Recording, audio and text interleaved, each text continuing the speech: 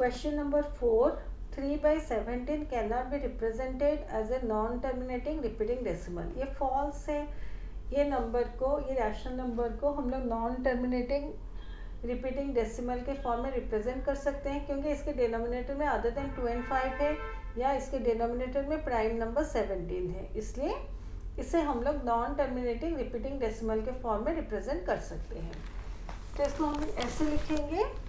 मैं actually video shoot कर रही थी, तो बीच में मेरा वीडियो पॉज हो गया सडनली, तो मैं हाफ शूटिंग की थी, फिर रीशूट की, इसलिए इसे लिख दी थी. Since the denominator consist of prime factors other than 2 and 5, so it will have a non terminating repeating decimal representation. तो यहाँ पे देखिए बुक में भी दिया गया है.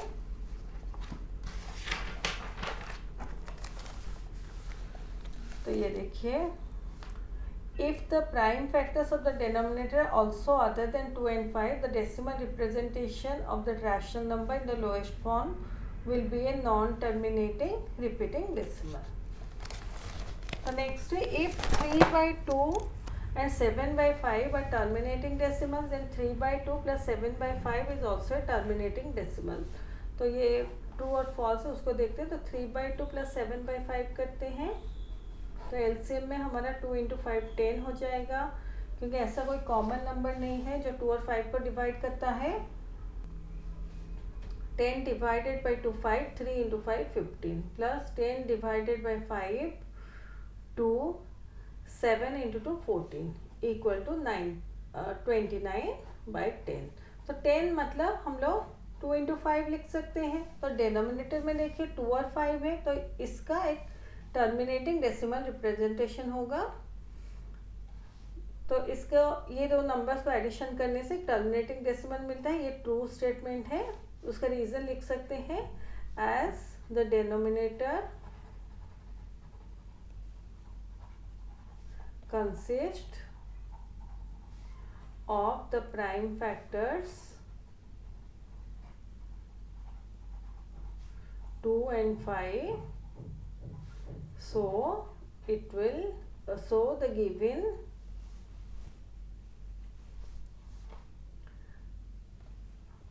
so 3 by 2 plus 7 by 5 will have a terminating decimal representation.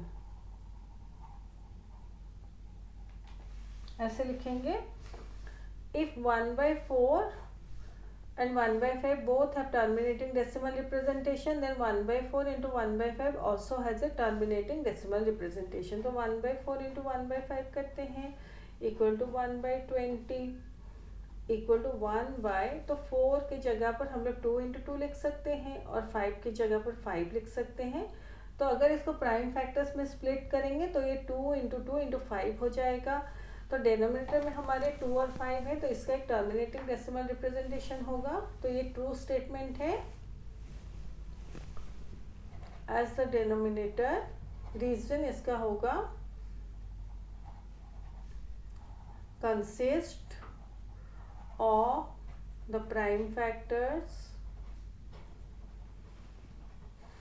2 and 5, so it will have a terminating decimal representation.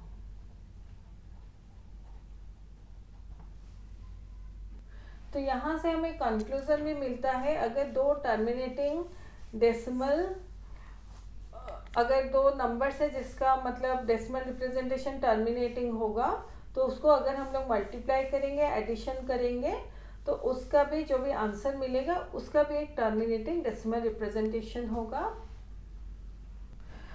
और ये जो प्रीवियस 3 क्वेश्चंस थे, फर्स्ट, सेकंड, थर्ड, तो इसका भी एक डिफरेंट वे में मैं लिखी हूँ यहाँ पर. तो आप चाहें तो जो मैं प्रीवियस वीडियो में दिखाई थी उसको भी लिख सकते हैं, या आंसर्स को सिंपल वे में ऐसे भी लिख सकते हैं. तो 2 मेथड्स है, तो आपको जो भी कन्वीनियंट लगता है अकॉर्डिंगली आप कीजिए.